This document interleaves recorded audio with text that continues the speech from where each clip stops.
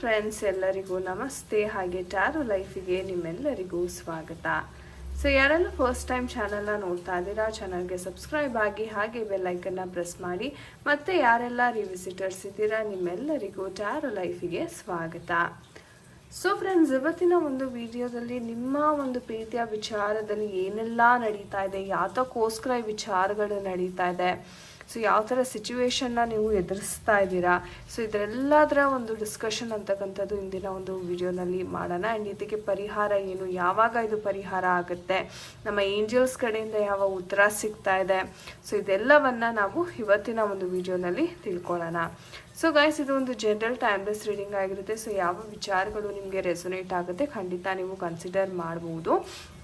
ನಿಮಗೆ personal reading ಬೇಕಾದಲ್ಲಿ screen ಮೇಲೆ ಕಾಣ್ತಕ್ಕಂಥ ನಂಬರ್ಗೆ ವಾಟ್ಸಪ್ ಅಥವಾ ಕರೆ ಮಾಡಿ ನೀವು ನಿಮ್ಮ ಟೈಮ್ ಸ್ಲಾಟ್ಸ್ನ ಪೇಮೆಂಟ್ ಮಾಡಿ ಬುಕ್ ಮಾಡ್ಕೋಬೇಕಾಗತ್ತೆ. ಆ್ಯಂಡ್ ಇದು ಬಂದು ನಮ್ಮ ಇನ್ಸ್ಟಾಗ್ರಾಮ್ ಪೇಜ್ ಲಿಂಕ್. ಸೊ ನೀವು ರೆಗ್ಯುಲರ್ ಗೈಡೆನ್ಸ್ಗೋಸ್ಕರ ಈ ಪೇಜನ್ನು ಸಹ ನೀವು ಫಾಲೋ ಮಾಡ್ಬೋದಾಗಿದೆ. ಸೊ ಬನ್ನಿ ಕ್ವಿಕ್ಕಾಗಿ ವಿಡಿಯೋವನ್ನು ಶುರು ಮಾಡೋಣ.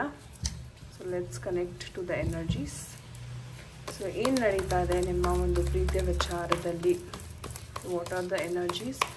Dear universe, can we have the energies please? Thank you. Can we have the energies? Love life. Okay, ನಿಮ್ಮ ಒಂದು ಲವ್ ಲೈಫಲ್ಲಿ ಏನೆಲ್ಲ ನಡೀತಾ ಇದೆ. ಸೊ ನಿಮ್ಮ ಒಂದು ಪರ್ಸನ್ನಿನ ಒಂದು ಹೆಸರು, ಡೇಟ್ ಆಫ್ ಬರ್ತ್ನ ಮೈಂಡಲ್ಲೇ ನೀವು ಚಾಂಟ್ ಮಾಡ್ಕೋಬೋದು. So we have the page energy, King of Cups.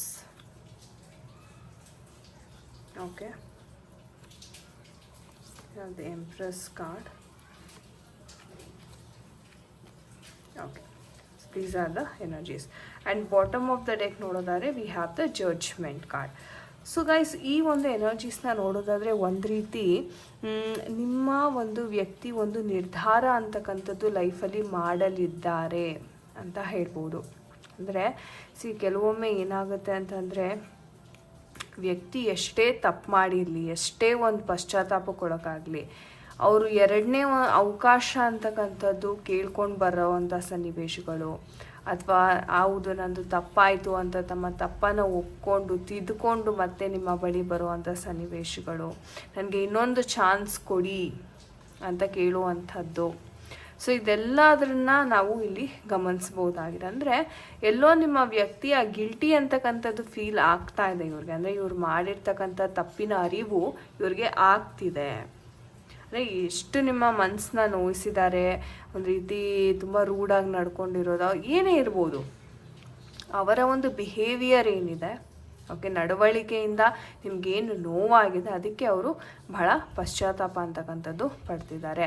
ಮತ್ತು ಇವರು ನಿಮ್ಮ ಬಳಿ ಬರುವಂತಹ, ಕ್ಷಮೆಯನ್ನು ಯಾಚಿಸಿ ನಿಮ್ಮ ಬಳಿ ಬರುವಂತಹ ಸಾಧ್ಯತೆಗಳು ಬಹಳಷ್ಟು ಇದೆ.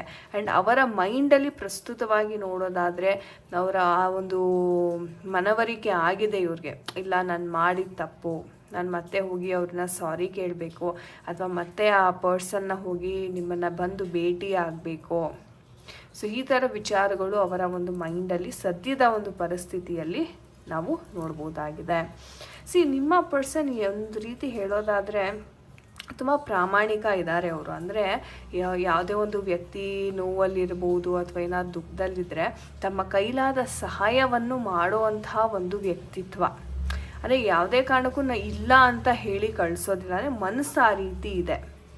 ಓಕೆ, ಆ್ಯಂಡ್ ನೀವು ನೋಡ್ಬೋದು ಇವ್ರು ಹೇಗೆ ಅಂದರೆ ಎಲ್ಲವನ್ನು ತುಂಬ ಚೆನ್ನಾಗಿ ಬ್ಯಾಲೆನ್ಸ್ ಮಾಡ್ತಾರೆ. ನಾವು ಕೋರ್ಟ್ ಕಾರ್ಡ್ಸ್ನ ನೋಡೋದಾದರೆ ನಮಗೆ ಕಿಂಗ್, ಎಂಪ್ರೆಸ್ ಮತ್ತು ಕ್ವೀನ್ ಎನರ್ಜೀಸ್ ಬಂದಿದೆ. ಅಂದರೆ ಇಲ್ಲಿ ಕಪ್ಸ್ ಎನರ್ಜಿ ಇದೆ. ಅಂದರೆ ತುಂಬ ಎಮೋಷ್ನಲ್ ಇದ್ದಾರೆ ವ್ಯಕ್ತಿ, ಸ್ಪಂದಿಸ್ತಾರೆ.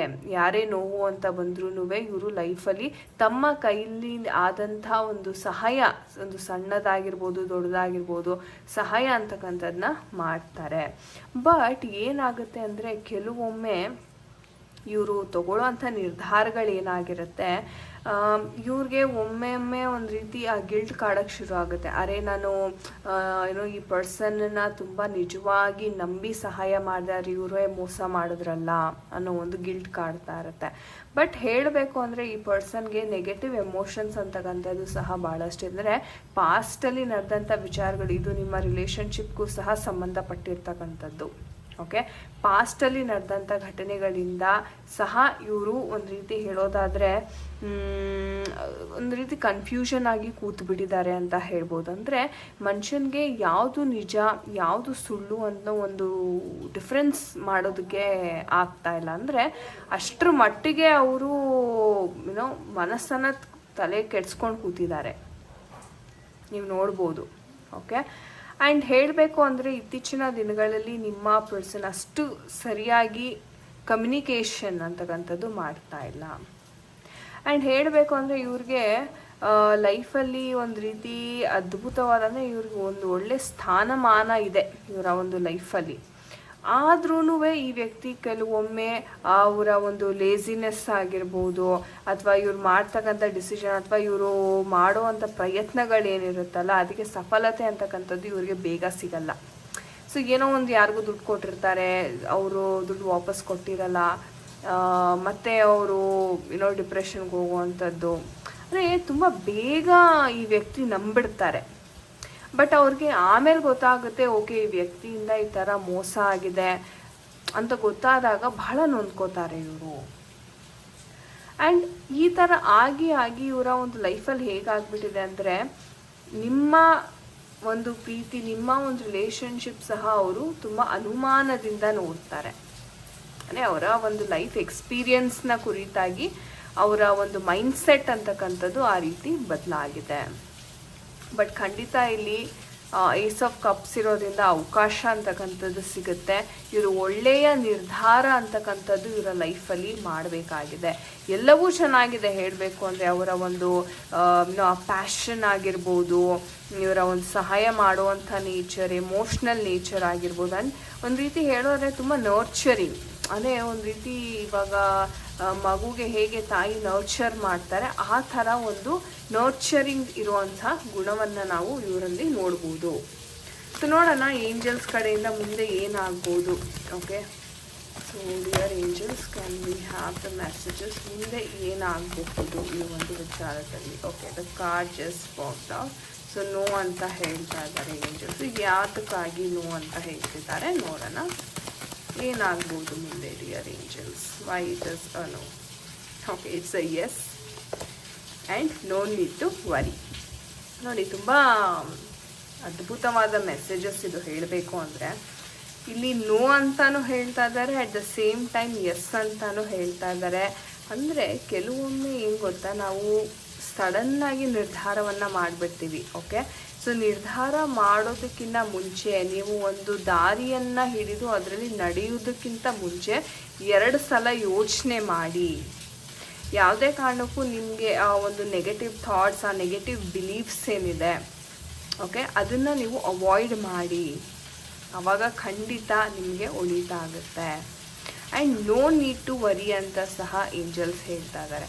ಅದೇ ತಲೆ ಕೆಡಿಸ್ಕೊಳ್ಳೋ ಅಗತ್ಯನೇ ಇಲ್ಲ. ನಾನು ಹೇಳ್ದಂಗೆ ಇಲ್ಲಿ ನಿಮ್ಗೊಂದು ಅವಕಾಶ ಅಂತಕ್ಕಂಥದ್ದು ಸಿಗ್ತಾ ಇದೆ. ಅಂದರೆ ಈ ಸಿಚುವೇಶನ್ ನಾನು ಹೇಳಿದೆ, ಅವ್ರು ಇನ್ನೂ ಆ ಒಂದು ಕನ್ಫ್ಯೂಷನ್ ಸ್ಟೇಟಲ್ಲಿ ಇದ್ದಾರೆ, ಇನ್ನೂ ಆ ನಿರ್ಧಾರ ಅಂತಕ್ಕಂಥದ್ದು ಮಾಡಬೇಕು. ಬಟ್ ಶೀಘ್ರವಾಗಿ ಒಂದು ನಿರ್ಧಾರ ಅಂತಕ್ಕಂಥದ್ದನ್ನ ಇವರು ಕೈಗೊಳ್ತಾರೆ. ಸೊ ನೋಡೋಣ ನಮ್ಮ ಟೈಮಿಂಗ್ ಒರಾಕಲ್ ಡೆಕ್ಕಿಂದ ಈ ಎಲ್ಲ ಸಮಸ್ಯೆ ನಿಮಗೆ ಯಾವಾಗ ಪರಿಹಾರ ಆಗ್ಬೋದು, ಮತ್ತು ನಿಮ್ಮ ಪರ್ಸನ್ ಯಾವಾಗ ಬಂದು ನಿಮ್ಮನ್ನು ಭೇಟಿ ಆಗಬಹುದು. So timing Oracle, V have the answer. ಯಾವಾಗ ನಿಮ್ಮ ಪರ್ಸನ್ ಬಂದು ಮತ್ತೆ ಭೇಟಿ ಆಗಬಹುದು. Okay, so it's a winter season, ಅಂದರೆ ನವೆಂಬರ್ ಡಿಸೆಂಬರ್ ತಿಂಗಳಲ್ಲಿ ಇವರು ನಿಮ್ಮನ್ನು ಬಂದು ಮೀಟ್ ಆಗುವಂಥ ಸಾಧ್ಯತೆ ಭಾಳಷ್ಟು ಇದೆ. So it's a winter season ಅಂತ ನಮ್ಮ ಟೈಮಿಂಗ್ ಒರಾಕಲ್ ಡೆಕ್ಕಿಂದ ನಮಗೆ ಮಾಹಿತಿ ಸಿಗ್ತಾ ಇದೆ. ಓಕೆ, ಸೊ ಅದ್ಭುತವಾದ ಮೆಸೇಜಸ್. ಥ್ಯಾಂಕ್ ಯು ಅಂತ ಏಂಜಲ್ಸ್ಗೆ ಕಮೆಂಟ್ ಸೆಕ್ಷನಲ್ಲಿ ತಿಳಿಸಿ. So let's thank for such beautiful messages. So guys, ಇದಾಗಿತ್ತು ಇವತ್ತಿನ ಒಂದು ರೀಚಿಂಗ್. ಐ ಹೋಪ್ ನಿಮಗೆ ರೆಸೊನೇಟ್ ಆಗಿದೆ, ಇಷ್ಟ ಆಗಿದೆ ಅನ್ಕೋತೀನಿ. ಆ್ಯಂಡ್ ಯಾರ ಜೊತೆ ಎಲ್ಲ ಇದು ಕನೆಕ್ಟ್ ಆಯಿತು ಖಂಡಿತ ಕಮೆಂಟ್ ಸೆಕ್ಷನಲ್ಲಿ ತಿಳಿಸಿ. ಆ್ಯಂಡ್ ನಿಮಗೆ ಯಾರಿಗೆಲ್ಲ ಪರ್ಸ್ನಲ್ ರೀಡಿಂಗ್ ಬೇಕಾಗಿದೆ ಅಥವಾ ಟ್ಯಾರೋ ಕಲಿಬೇಕು ಅನ್ನೋ ಒಂದು ಆಸಕ್ತಿ ಇದೆ, ಖಂಡಿತ ನೀವು ಕರೆಯನ್ನು ಮಾಡಿ ಮಾಹಿತಿಯನ್ನು ಪಡ್ಕೋಬೋದಾಗಿದೆ. So friends, thank you so much for watching this video. ನಾನು ನಿಮಗೆ ಸಿಗ್ತೀನಿ ಮುಂದಿನ ವಿಡಿಯೋದಲ್ಲಿ. ಅಂಟಿಲ್ ದೆನ್ ನಿಮ್ಮೆಲ್ಲರಿಗೂ ನಮಸ್ತೆ. ಹರೇ ಕೃಷ್ಣ.